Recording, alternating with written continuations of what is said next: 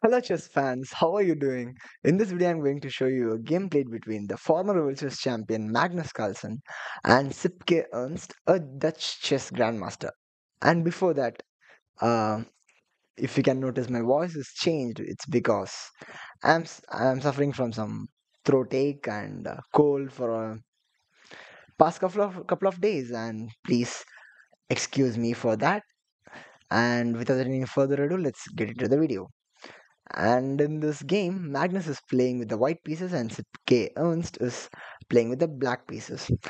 And this game features a wonderful kingside attack. Let's E4 is played by Magnus, C6 the Caro-Kann defense, D4, D5, Knight C3 the classical variation, D takes C4, Knight takes E4 recapturing the pawn, Bishop to F5. This is the classical mainline variation of the Caro-Kann defense because this bishop to f5 is the main move, and this attacks the knight.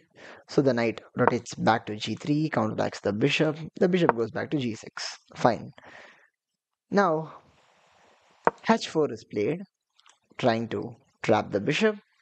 So h6 is played by black to make a left for the bishop and not get trapped. So knight f3 is played.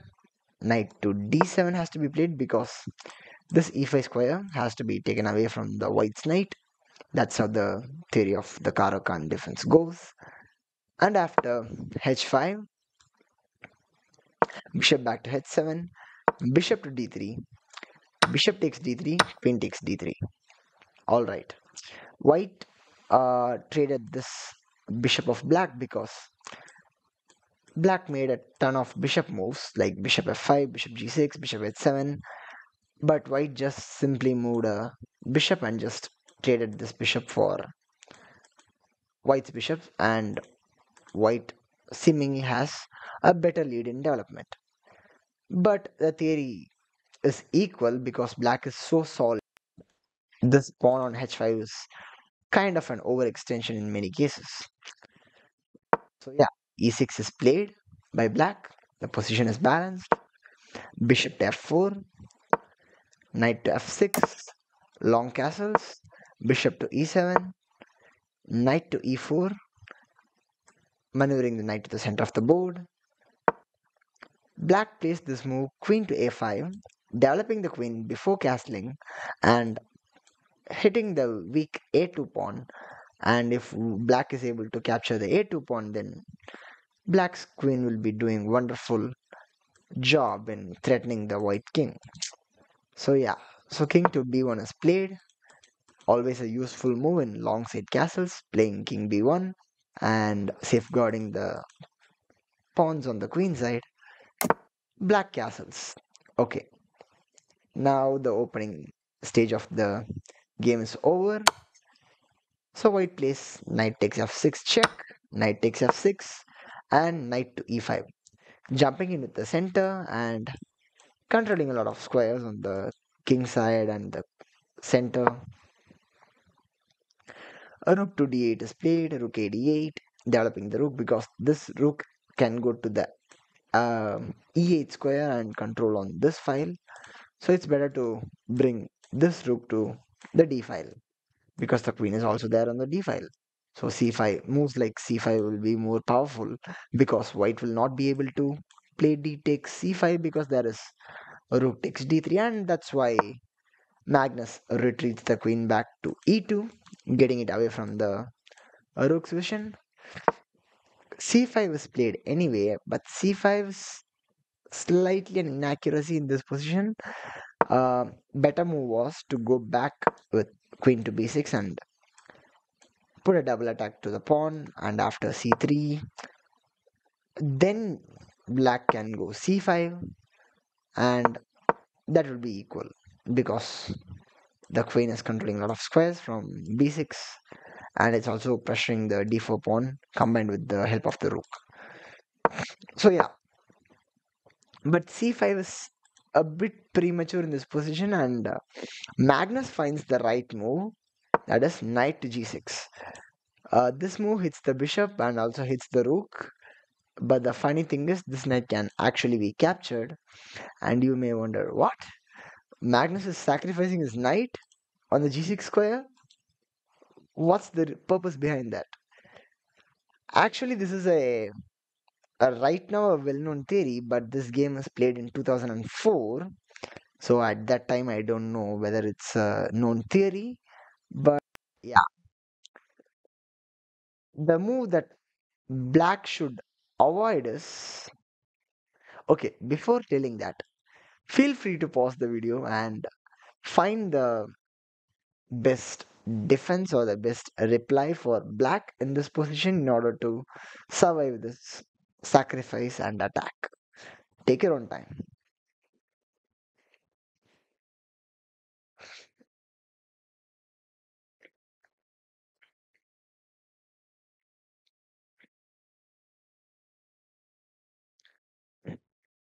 Congratulations if you have found the move f e8, defending the bishop, because this move is very essential, and the line goes like knight takes e7, rook takes e7, and white wins a pawn on c5, but black has enough compensation to draw the game easily just by going rook d7, letting white trade one rook.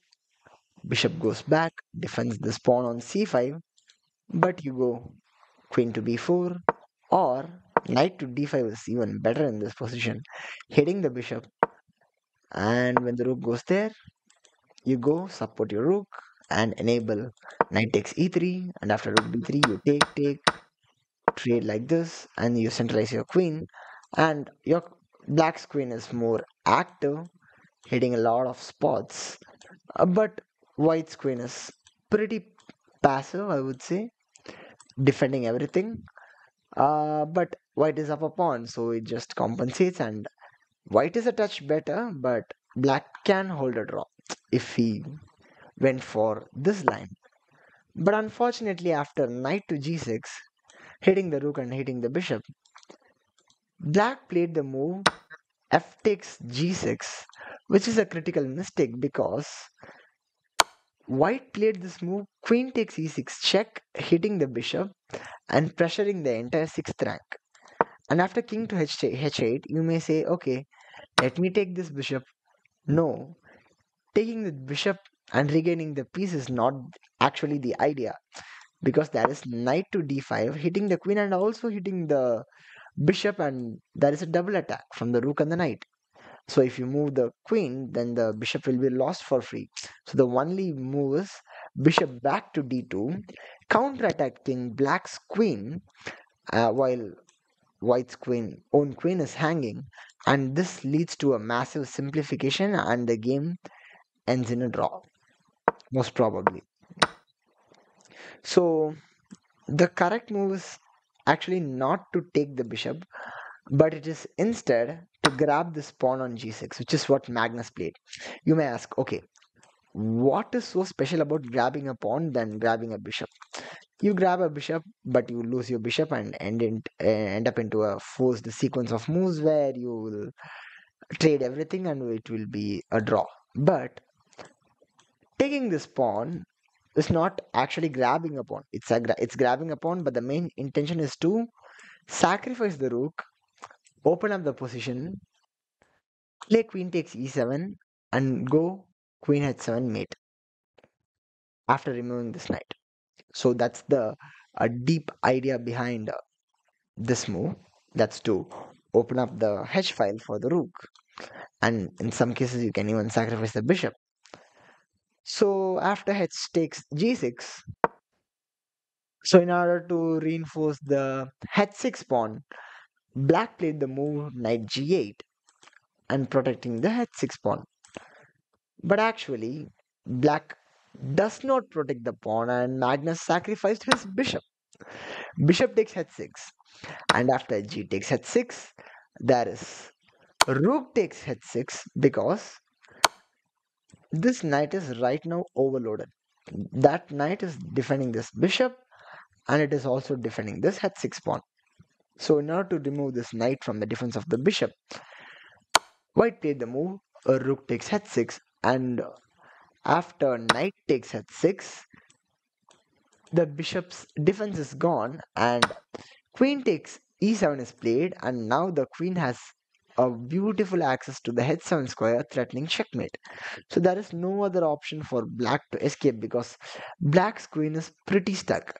That's why if the queen had been on b6, when I told earlier in this video, if black had played the move queen b6, there will be a lot of opportunities to easily bring the queen into the game rather than losing so early. So in this position, knight is played in order to interpose and block the h7 square's access from the white's queen. And after knight f7, gf7, accepting the sacrifice, the king runs to g7 because you cannot have your king on h8 because this rook is going to come to the h1 square and harass the black king.